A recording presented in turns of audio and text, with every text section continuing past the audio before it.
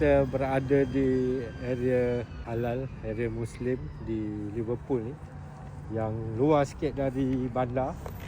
Sepanjang jalan ni, kiri kanan dia hampir 95% kedai orang Islam, kedai halal. Ada restoran, ada kedai runcit, kedai-kedai jual ayam, daging halal. Di Liverpool ni, ini kawasan favourite lah untuk orang-orang Islam berbelanja. Boleh tengok. Berapa jauh daripada rumah Malaysia?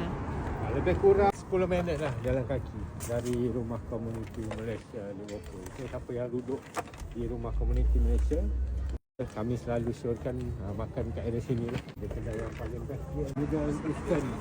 Siapa nak cuba nasi air ikan sibas grill, itu paling best. Boleh cuba.